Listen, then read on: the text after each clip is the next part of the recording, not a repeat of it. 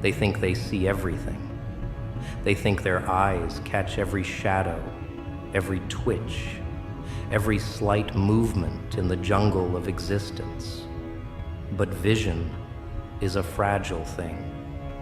It's a trick played by the mind, a desperate attempt to control what is uncontrollable. And the moment they believe they have you figured out, that's when you become the knife they never saw coming. You want to crush your enemies? Become the invisible beast. Not a lion roaring its dominance. Not a wolf baring its teeth. No, no, no. Those creatures, they crave recognition. They want the world to tremble at their presence. But an invisible beast? It doesn't ask for fear. It doesn't demand respect.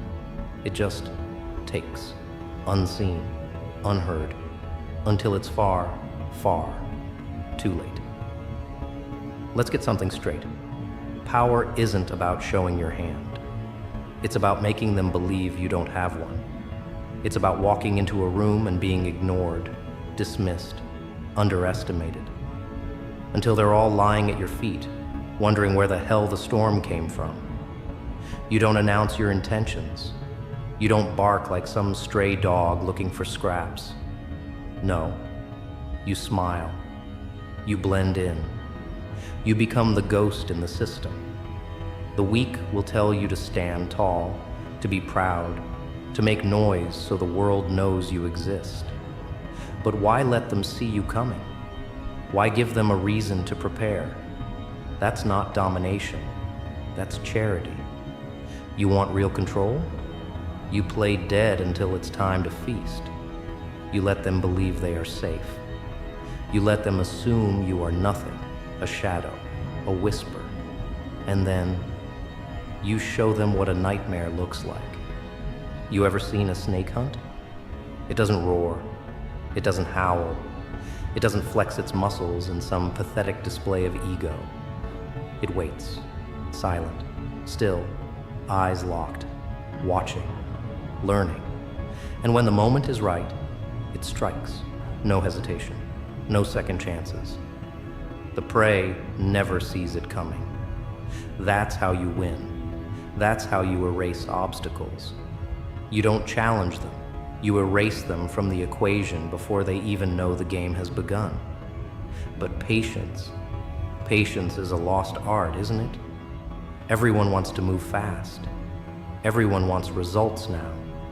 They want to scream their victories from the rooftops. They want applause, validation, adoration, fools, every last one of them. Because the more they expose themselves, the easier they are to break. You see, the world has rules, unspoken rules, and the strongest ones, the ones who truly hold the reins, they don't play by those rules. They don't seek approval. They don't need recognition. Because the second you step into the light, you become a target. The second you reveal your ambitions, you invite opposition. So why give them a chance? Why let them build walls when you could already be inside their home, drinking their wine, burning their kingdom to the ground before they even know you exist? This is the beauty of the invisible beast. It doesn't live for the spotlight. It moves in the spaces between. It lets the fools play their games, fight their little wars, waste their energy on proving who is the loudest, who is the most feared. And all the while, it waits. It watches. And when the dust settles, when the strong have exhausted themselves battling for the throne, the invisible beast walks in and takes it without a single drop of sweat. You must master the art of silence. You must learn the power of being ignored. Let them believe you are harmless. Let them overlook you, dismiss you, write you off as insignificant. Because the moment they do, that's when you strike, like a shadow creeping under the door, like poison slipping into a cup, like a whisper turning into a scream. There's no need to fight a battle when you can end a war before it even begins. Manipulation, deception, misdirection. These are your weapons. Let them waste their energy fighting ghosts. Let them tire themselves out battling illusions. And when the moment is right, when they are weak, vulnerable, desperate, you emerge and you take everything. Understand this. Power isn't taken, it's absorbed. It flows to those who create vacuums, who remove obstacles without resistance, who take without asking. The greatest trick the invisible beast ever pulled was making the world believe it didn't exist. Most people think of power as a stage, a podium, a throne. But the real rulers of the world don't sit on thrones. They whisper in the ears of those who do. They orchestrate chaos from the shadows. They manufacture victories without ever stepping onto the battlefield. A king wears a crown, but the beast decides if he keeps his head. A storm doesn't announce itself with a declaration. It gathers in silence. It builds in the depths where no one looks. It forms from 1,000 unnoticed shifts in the wind, in the pressure, in the temperature. And then, when no one is watching, when no one is prepared, it unleashes itself upon the world. That is how you crush your enemies. Not with noise, not with force, but with inevitability. They will never see you coming because they were never looking in the right place. They will never prepare for you because they never believed you existed. They will never stop you because by the time they realize the danger, they are already drowning.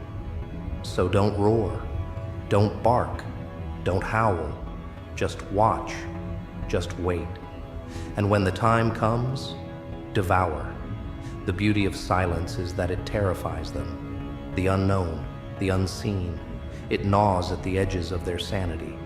People fear what they cannot predict, what they cannot categorize, what they cannot prepare for. A known enemy is an enemy you can fight. A ghost, an apparition, a force without form or trace. That is a nightmare beyond their comprehension. And that is what you must become. You do not challenge them where they expect a fight. You do not march onto their battlefield. Do not play by their rules. Do not give them the satisfaction of believing they can measure you, define you, contain you. No, no, no.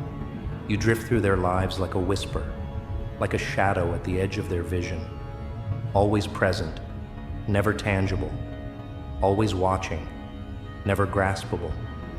And that's when the real power begins to shift. They will start to doubt themselves, their own strength, their own intelligence. They will question every move, every decision. Paranoia will creep into their veins like a slow-working poison. And when doubt takes root in a mind, it festers, it grows, it rots everything from the inside. By the time they realize what's happening, their own fear has already done half your work for you. See, people love patterns. They love predictability. It gives them comfort, a false sense of control. They think they understand how the game is played. They've memorized the rules, studied the strategies, built fortresses around their fragile egos. But the moment you introduce chaos, the moment you become something that doesn't fit into their tiny, pathetic worldview, they shatter. You see, true destruction doesn't come from a single blow. It's not about one grand cinematic moment of devastation. No, true destruction happens slowly, invisibly. It happens in the unseen spaces between thoughts. It's in the hesitation before they speak, the uncertainty in their gaze, the flicker of doubt in their voice. It's in the way their hands shake when they reach for power they no longer trust themselves to hold. And that's when you tighten the noose. You do not strike in anger. You do not act on impulse. That's what the weak do. That's what the fools and the desperate do. They let their emotions dictate their moves. But you are beyond that. You understand that patience is a scalpel, not a hammer, and a well-placed incision is always deadlier than a clumsy swing. So you let them crumble, bit by bit. You let them decay under the weight of their own insecurities. You let their paranoia drive them mad. You let their own fears dismantle them. And when the final moment comes, when they are weak, when they are broken, when they are begging for an escape, you give them one. Not mercy. No, no, no. Mercy is for the sentimental. You give them inevitability. The cold, crushing realization that they were never in control, that every move they made was a step deeper into the abyss you carved for them, that their fate was never their own, that long before they ever saw you coming, they had already lost, because that is the true essence of the invisible beast. It does not fight wars. It ends them before they ever begin. It does not raise its voice. It lets the silence speak for itself. And it does not demand power.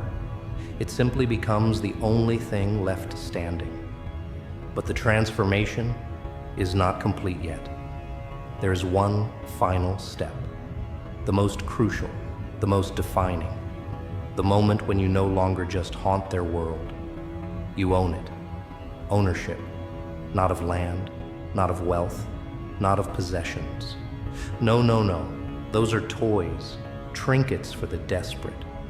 True ownership is of something far more valuable, their minds. Because once you have that, everything else follows. Their actions, their decisions, their very perception of reality bends under the weight of your presence. You are no longer a person in their story. You are the story. A force so absolute, so inevitable, that they no longer remember what it was like to move without your shadow dictating their steps. This is the pinnacle, the final ascension. To be unseen, yet unavoidable. To be silent, yet deafening. To exist beyond their understanding, yet define their every thought. You see, the weak fight for control. They scramble, they claw, they scream, hoping to prove their dominance. But you don't fight for control. You dissolve the need for it. They don't resist you because they don't realize there's anything left to resist. They don't see the chains because they never heard them click shut. They surrender not because they were defeated, but because they never even considered the possibility of victory. You are the tide that erases footprints from the shore, the fog that blurs the horizon, the whisper that rewrites the script before the actors even step on stage. And in that silence, in that void, in that space where all other forces collapse into irrelevance, you remain. No battles, no war cries, no throne to defend, no crown to wear, just presence, just inevitability, just the cold, undeniable truth that in the end, the beast was never hunting them. They were running toward it the entire time. And now, there is nothing left but silence. A silence filled with the weight of your existence, pressing against the world like an unseen hand. A silence that does not need to demand attention because it commands it effortlessly.